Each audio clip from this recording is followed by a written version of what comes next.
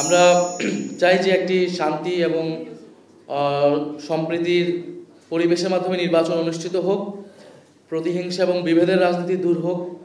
ফলে এনসিপির যারা মনোনয়ন পেয়েছেন প্রাথমিক, আমরা তাদের প্রতি আহ্বান থাকবে যে আপনারা অবশ্যই ঐক্যবদ্ধভাবে যারা প্রতিদ্বন্দ্বী রয়েছেন আপনাদের এলাকায় তাদের সাথে সম্মিলিতভাবে তাদের সহযোগিতা নিয়েই, তাদেরকে সহযোগিতা করেই নির্বাচন অংশগ্রহণ করবেন। আমরা নির্বাচনী পরিবেশ পুরোপুরি সন্তোষজনক আমরা বলবো না। আমরা বিভিন্ন জায়গায় দেখছি যে আমাদের পোস্টার ছিঁড়ে ফেলা হচ্ছে এবং নির্বাচনী বিধান লঙ্ঘন করেই নির্বাচনী প্রচারণার কাজ, পোস্টারিং বা টাকা খরচের যে বিষয়গুলো সেগুলো কিন্তু আসতেছে। আমরা নির্বাচন কমিশনে বলে আসছি যে প্রার্থীদের যেই খরচের হিসাব সেটা যাতে যথাযথভাবে নির্বাচন কমিশন যাচাই বাছাই করে আদায় করে নেয় তথ্যগুলো হলফনামার। আমরা দেখছি বিভিন্ন জায়গায় অস্ত্রের মহড়া হচ্ছে। বিএনপি জামাত উভয় দল থেকে আমরা এই ধরনের সংস্কৃতি দেখছি।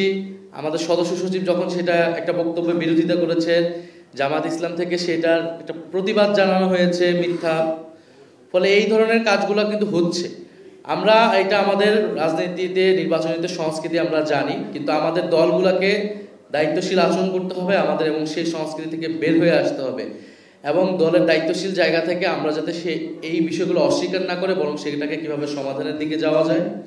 এবং বিভিন্ন জায়গায় মনোনয়ন নেওয়াকে কেন্দ্র করে কিন্তু শৃঙ্খলা নষ্ট করা হয়েছে, যানবাহনে ভাঙচুর হয়েছে এবং নির্বাচন কমিশন সর্বোপরি এই যে যারা মাফিয়া, বিভিন্ন জায়গায় মাফিয়াদেরকে নমিনেশন দেওয়া হয়েছে, ঋণ খেলাপিকে নমিনেশন দেওয়া হয়েছে, তাদের বিরুদ্ধে ব্যবস্থা নেবে কিনা এর উপর নির্ভর করবে যে নির্বাচন কমিশন কতটা সুষ্ঠু প্রক্রিয়ায় কাজ করতেছে।